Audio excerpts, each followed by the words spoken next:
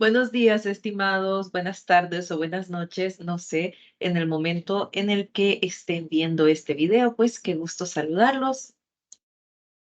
Vamos a iniciar la jornada con una presentación que voy a procurar no sea demasiado extensa, ¿verdad? Que no se me aburran. Muy bien, el tema de esta jornada es los aspectos estéticos de la producción y ya estuvimos abordando un poquito de este tema de la estética, ¿verdad? Les dije que cuando de estética se trata, nosotros estamos hablando de algo que es agradable a la mirada, ¿verdad? Algo que yo lo veo y me gusta. Y a veces no entiendo del todo por qué me gusta, pero a mí me gusta. Entonces, ¿en qué radica esto?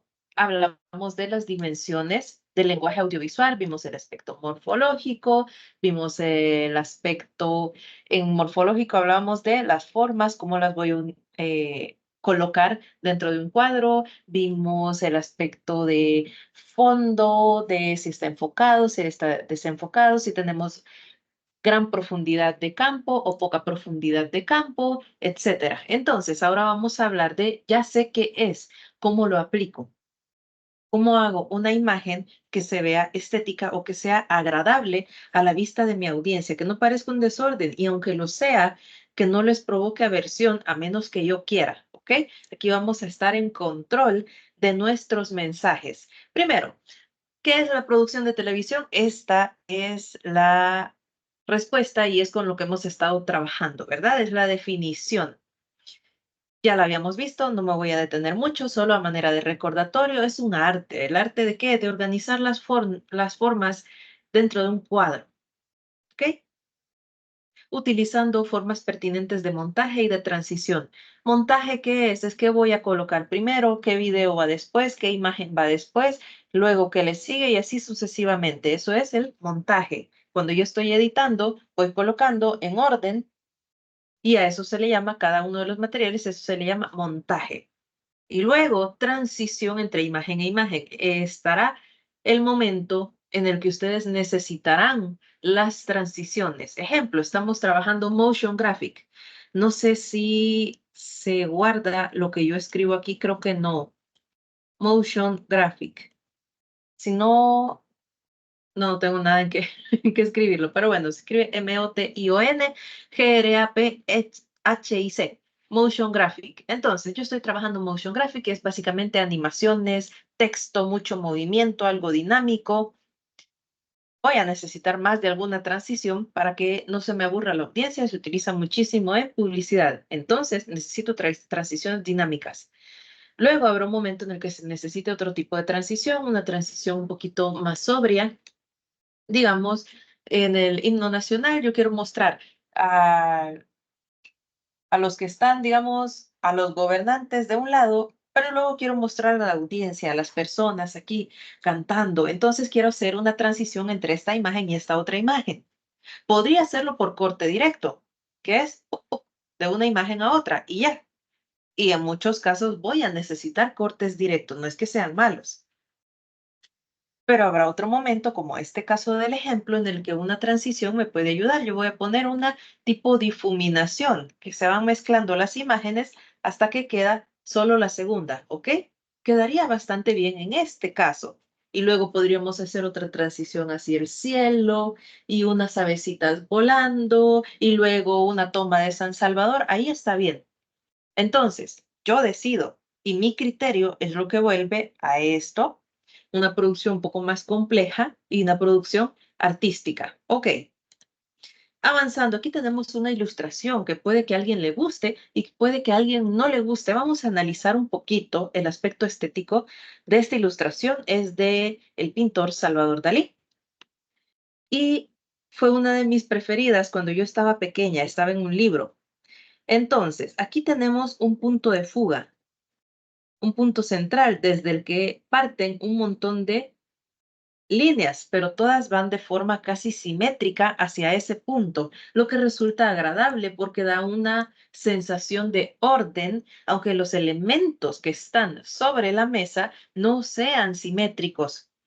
Pero ¿por qué no se termina de ver desordenado? Ah, porque están a un lado y al otro. Porque los pesos visuales son bastante iguales, están como en equilibrio. Se dice que, y creo que ya lo habíamos hablado en clase, cuando yo quiero organizar los elementos dentro de dentro de un cuadro, yo me imagino que están en una bandeja, ¿verdad? Y esta bandeja está en equilibrio, lo que tenemos aquí en la pintura. Bueno, en realidad esta no es pintura, esta es una ilustración. Pero bien, están en equilibrio. Si yo moviera un poquito hacia un lado las cosas, probablemente ya se me cayera porque ya no está en equilibrio. Ahora, el peso visual no se define solo por el tamaño de los elementos y eso es algo que estamos a punto de abordar. Una composición. Aquí tenemos una composición diferente.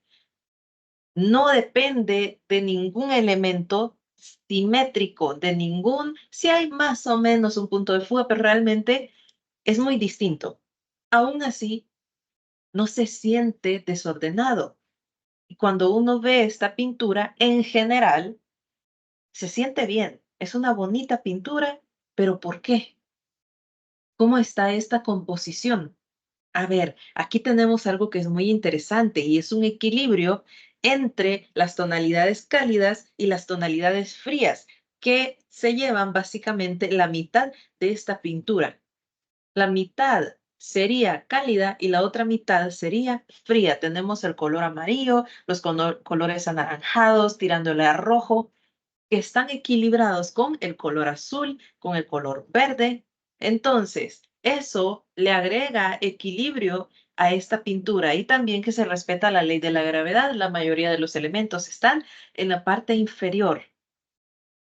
Entonces, cuando yo quiero hacer una bonita composición en video, porque estamos estudiando pintura, son imágenes estáticas. Si yo no puedo hacer una buena imagen estática, no puedo esperar que mágicamente me aparezca el poder de hacer una imagen en movimiento, ¿ok? Una buena imagen en movimiento. Entonces, los dos elementos que vamos a tomar en consideración son el equilibrio y la jerarquía. Equilibrio, vamos de una vez sin ningún preámbulo. Esto lo coloqué en párrafos uno por uno, porque si los leyéramos de corrido, quizás no les terminamos de entender. Yo quiero estabilizar interrelaciones existentes entre diversas fuerzas de un sistema visual. Hagamos una pausa. Un sistema visual, ¿qué sería? En este caso sería nuestro encuadre, ¿ok? Y mi encuadre puede ser el que yo quiera. Entonces, tengo mi encuadre o mi producción que va a ser todo visto de una forma circular del lente y el resto va a estar difuminado. Está bien. Tengo yo mi espacio de trabajo. Ese será mi sistema visual. Si yo coloco cualquier cosa dentro de este sistema visual, ya empiezan a haber interrelaciones entre eso y las demás cosas que lo rodean, ¿ok?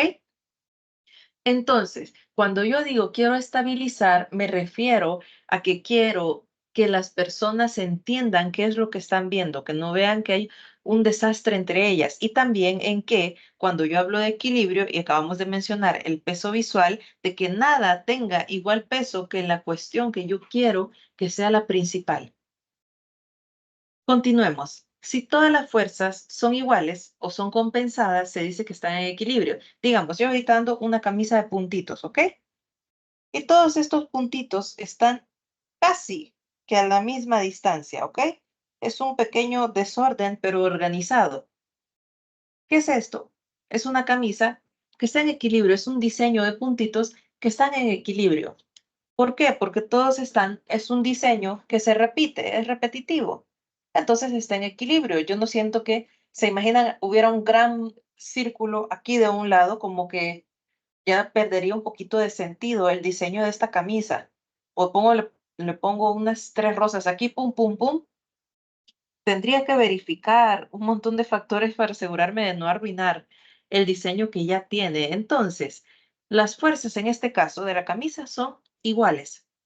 Si no, si no son iguales, yo no puedo estar trabajando con elementos del mismo tamaño.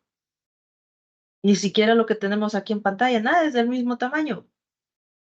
Miren, aquí, de este lado, tenemos el águila de la UTEC. ¿Y qué es lo que hace que esta imagen esté en equilibrio? La existencia del profesor. La existencia del profesor es lo que va a balancear esta imagen, porque si está ella solita, así nada más, No se siente natural, ¿verdad? Se siente que es para algo que no debería estar ella solita, ¿verdad? Y es porque es para el profesor. Muy bien. ¿Podría ser más pequeña? Sí, podría ser más pequeña, pero esas ya son críticas para otras, para otra reunión. Entonces, está influido el equilibrio por cuestiones como la ley de gravedad, las fuerzas compensatorias, es decir, yo pongo un objeto de mucho peso visual, pero compenso este otro lado con alguna cosa. Y el poder de la atracción, que ya estaremos hablando de esto. Tenemos aquí una pintura bastante interesante que se llama Los gatos. Encuentren al gato. Nivel experto. Les comento, esto es de una, ¿cómo se dice? Una corriente que yo creo que no terminó de despegar, pero existe. Se llama rayismo, si no me equivoco. ¿Ok? Ahí lo buscan ustedes y me dicen, no, Lick, no era el rayismo, era otra cosa, pero yo creo que sí era el rayismo. ¿A qué se refiere? Se refiere a ver las cosas. Sabemos cómo funciona nuestra vista. Más o menos, dice, si hay luz veo y si no hay luz no veo. Sí, está bien, es un buen punto de partida. La luz choca contra las superficies, ¿verdad? Contra todas las superficies que están a mi alrededor, la luz está chocando. Aquí está chocando en mi frente. Ok, la luz choca contra las superficies y luego llega hasta mis ojos, ¿verdad? Todas las superficies. Y yo las interpreto y las mando como señales a mi cerebro, ¿verdad? Y construyo la realidad que estoy viendo. Entonces, la autora, la artista, perdón, se imaginaba si pudiéramos ver esos rayos de luz, esa luz interactuando con todas las cosas, ¿cómo se vería? Y esta es su respuesta. Ella lo visualizaba de esta manera. Ahora, conociendo el contexto, como que la obra ya no se ve tan desordenada como al principio la podíamos ver, pero pese a que la sigamos viendo desordenada, ¿está o no está en equilibrio? Fíjense, esta pintura tiene un punto de luz, un círculo ahí, ¿verdad? Eso tiene mucho peso visual. La luz tiene mucho más peso visual que las sombras. Y si tengo esto que tiene muchísimo peso visual, vamos a equilibrar este cuadro. ¿Dónde está la mayor parte de el resto de la pintura? Prácticamente en la misma línea en la que está esa luz. Continuando en diagonal en ese cuadro, vamos a encontrar el resto de lo que la hace estar en equilibrio. Muy bien, avanzando. Aquí tenemos unas propuestas y de hecho esto lo saqué del sitio de Adobe. ¿Cuál Adobe? Los que hacen los programas. ¿Cuáles programas? Los de televisión, de software, los software de edición de audio y de video y de imágenes. Ok, esos, los de Photoshop y de Premiere, etcétera. Pues de ahí la saqué. Y resulta que hay algo que a la otra sección le generó mucho ruido.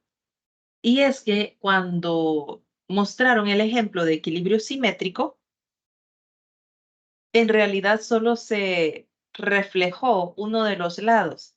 Por ende, la parte inferior del tablero de ajedrez ya no se ve como debería ser.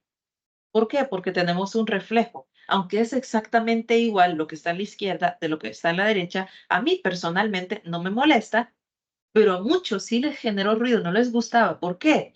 Porque aunque es simétrico, no es natural. Ahora, del otro lado tenemos equilibrio asimétrico, que muchos lo prefirieron.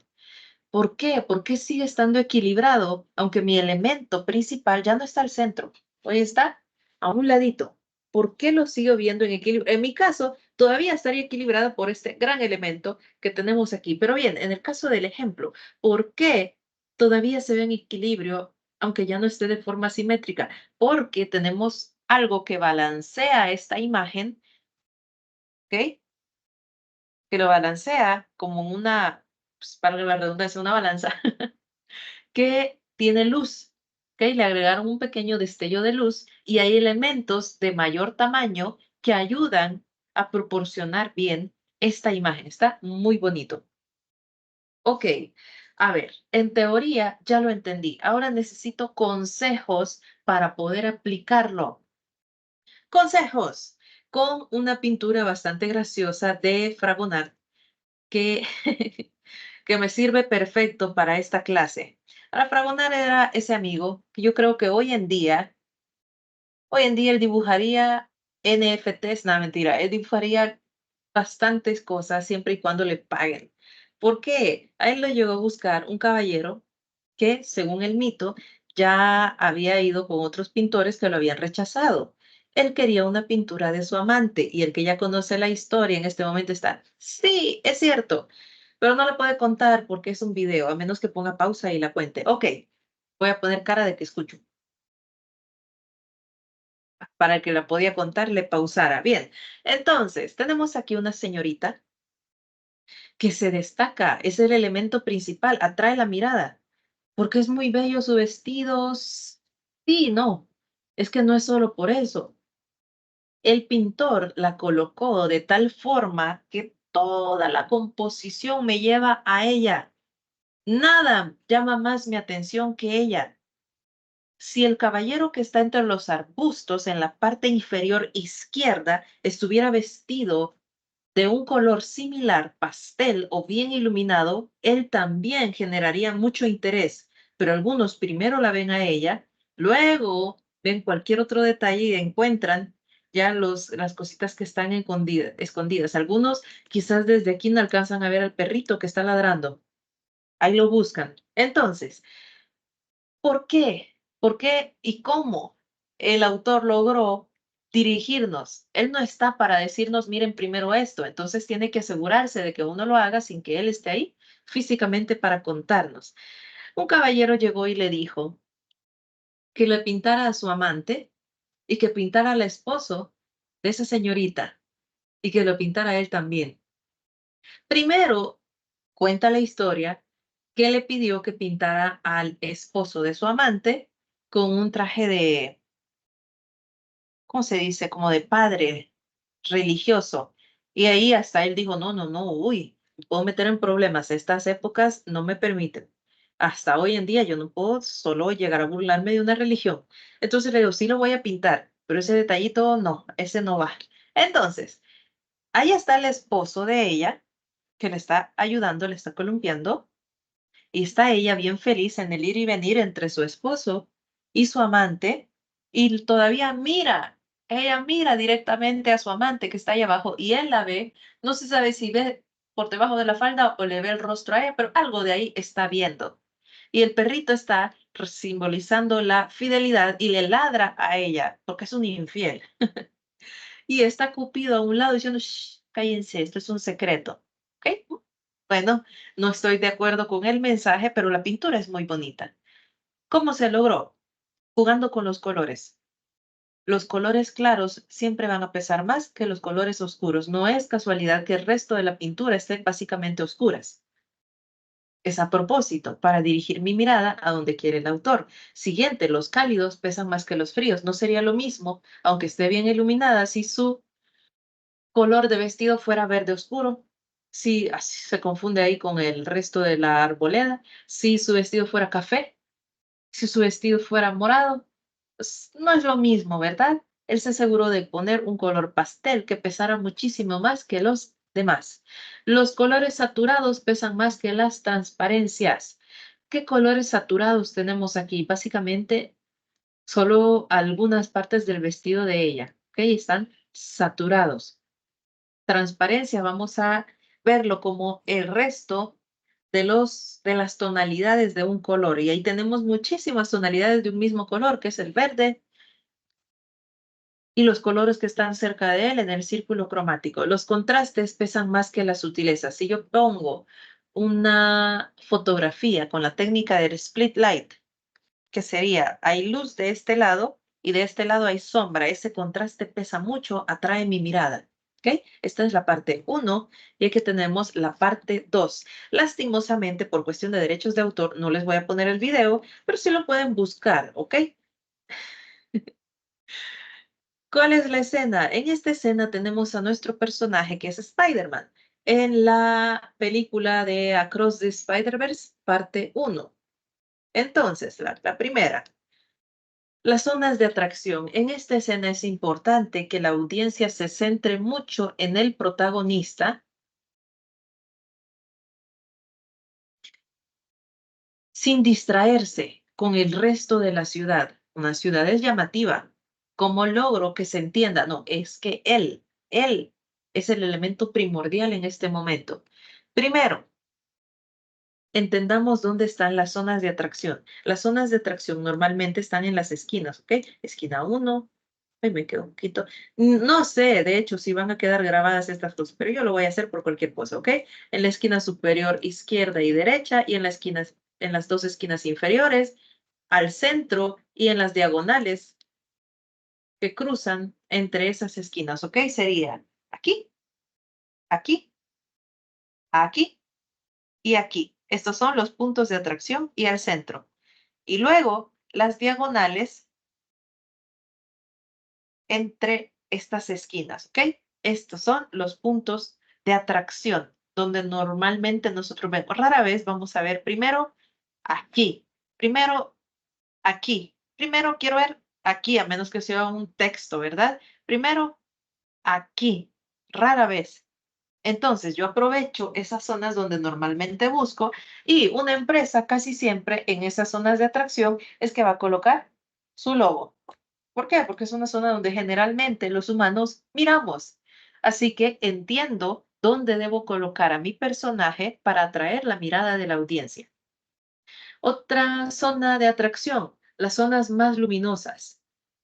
Pero aquí lo que se creó, en lugar de ponerlo a él iluminado, ¿se imaginan? Ya cambia todo el sentido de la película, esa es otra película. Lo que se hizo es que, primero, lo aislaron del resto de elementos, ¿ok? Los elementos están alrededor de él, pero no lo tocan.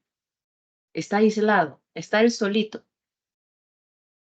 Segundo, no es un cielo nublado lleno con nubes pesadas ni nada por el estilo. Es un cielo despejado y tiene que estar despejado porque yo quiero que la atención se centre en él porque es una película, es ficción y yo tengo control del cielo en mi película. Y luego, esta forma, de acuerdo a lo que vimos anteriormente crea un contraste entre esto, la silueta de él está bien definida en comparación al fondo. Y así me aseguro yo que se entienda. Por cierto, la parte simbólica de esta película está muy bonita y vamos a hacer una actividad con el guión de esta película, porque la empresa lo dejó así, de libre acceso, así que vamos a hacer algo bonito con este guión. En la parte en la que esto sucede, nuestro muchacho se ha lanzado dando un salto de fe de que va a poder usar sus poderes de Spider-Man. Ustedes no lo hagan. Esto es ficción. No somos Spider-Man, ¿ok? Somos personas normales que vamos al cine. Muy bien. Entonces, querían, y está escrito en el guión literario, que se notara que él no está cayendo, sino que está ascendiendo, porque dio su salto de fe. Muy bonito, muy precioso. Avancemos. Aquí tenemos un rosetón. No sabía que así se llamaban, yo les decía vitrales. Pero esta forma en sí se llama rosetón. Ahora, ¿de dónde viene esta figura? ¿Está inspirada en la naturaleza? No, va a decir, me parece una flor. Sí, está inspirada en la naturaleza. Y ahora, cosa interesante. Cuando usted toma una florcita con su manita y la huele, alguien le dijo, la primera vez que lo hizo en su vida, alguien le dijo, la flor se huele de aquí, o simplemente lo supo. ¿Cómo lo supo? Porque nosotros asumimos por naturaleza que lo que sea que pusimos al centro y de lo que deriva el resto, eso tiene que ser lo más importante. Qué cosa más interesante. Entonces, este es un ejemplo de jerarquización. ¿Quién es la figura más importante en el rosetón que tenemos de ejemplo? No sé, no alcanzo a ver, pero yo me imagino que tendría que ser tal vez Jesús, una figura que represente a Dios, una figura que represente tal vez a la Virgen, no sé, porque si me piden un rosetón con figuras bíblicas y yo pongo ahí a Pablo porque me cae bien y yo voy a poner, ¿sabe qué? O a Juan, San Juan me cae bien, voy a poner a San Juan aquí en medio. Se me pueden venir encima, ¿cómo va a decir que es más importante que... Entonces, eso, y yo, no, es que lo quería poner en medio. No, en medio va el más importante. Todos lo van a asumir. Eso es jerarquizar. ¿Qué es jerarquizar? Es dirigir, no, es especificarle a mi audiencia qué es más importante que qué. Le voy a decir, esto es lo más importante, esto le sigue y esto le sigue. Yo quiero que vea primero esta figura, quiero que vea después otra figura y quiero que vea después esta otra figura. Pero ¿cómo organizo esa mirada? Por cierto, ahí tienen una descripción, pero básicamente yo ya lo dije. ¿Solo para qué sirve? Aquí también está escrito y me gusta cómo está dicho. Al darle diferente jerarquía a los elementos, organizamos la mirada del espectador. De esta forma, relacionándolo con lo anterior, con lo del equilibrio, nos aseguramos de que no hayan demasiadas, ¿cómo se dice? Que no queden factores al aire, que no quede nada a la suerte, sino que yo trato de que mi mensaje se comprenda sin lugar a dudas. Esto quizás lo vamos a ver en clase. Vamos a ver un video de ahí de Australia's Next Top Model y algunos se preguntan, ¿y para qué? Y ya les voy a contar para qué, pero en la clase. La jerarquía visual entonces me ayuda a transmitir información de forma clara. ¿Qué cosas tengo que tomar en cuenta al momento de organizar la mirada de mi audiencia? Primero, el tamaño de los elementos. Asumo que el elemento de mayor tamaño tiene mayor importancia, así como el elemento que estaba al centro tenía mayor importancia. Aquí no hay ninguno que está al centro, pero sí hay uno que es más grande que los demás. ¿En dónde? ¿En dónde? Dice, aquí en la fotito de Top Model, de Australia's Next Top Model. Tenemos a una persona que es de un tamaño mayor que el resto, ¿verdad? Y es adrede, probablemente es la presentadora. ¿Se imaginan que la presentadora en realidad sea la señorita que está detrás? O sea, el caballero que tiene los lentes ahí en la cabeza. Yo diría, qué raro, ¿por qué lo pusieron hasta allá al fondo? Si él es el presentador. Entonces, y en teoría tendría mayor importancia. Otra cosa, el color. Si una de estas personas, digamos, de las que están en la parte de atrás, hubiera llegado vestido de amarillo, ¿qué sucedería? Atraería mi atención y le robaría el spotlight, le robaría la atención de mi audiencia o parte de ella a la modelo que tenemos ahí al frente. Por eso todos están del mismo tono. Las alineaciones. ¿Quién está al frente? Pues la podemos ver. ¿Quién en sí? No sé cómo se llama, pero pues ha de ser una buena modelo, ¿verdad? Las repeticiones, y esto se da especialmente en lenguaje audiovisual. Yo tengo un motivo, una secuencia, unas imágenes que se están repitiendo a lo largo de esta película. ¿Qué significa? Que yo quiero que la audiencia lo recuerde porque es importante. El resto lo vamos a estar abordando en la clase porque ya llegué a básicamente estoy llegando a los 30 minutos, pero lo demás pues lo tenemos en pantalla y les voy a compartir esta guía. Ahora, para el que se quedó hasta este momento de la jornada, en primer lugar, muchas gracias. En segundo lugar, felicitaciones. Les cuento, en el examen no vendrá el tema de las, o sea, las dimensiones del lenguaje audiovisual. No viene, ¿ok? Ese tema no viene, no se queme las pestañas estudiándolo, porque no viene. ¿Qué más? Lunes tenemos el examen, ¿verdad? Lunes 22 y la entrega de la tarea. Para entregar la tarea tienen todo el día, solo asegúrense de subirlo a una plataforma y compartirme el enlace en en un Word o en un PDF, ¿ok? Para que yo lo pueda leer. Para eso tienen todo el día. Hasta aquí, hoy sí, nos quedamos, muchachones, y pues nos estaremos viendo, ojalá el lunes, y a ver qué tal. Que salgan bien, ¿ok? Nos vemos.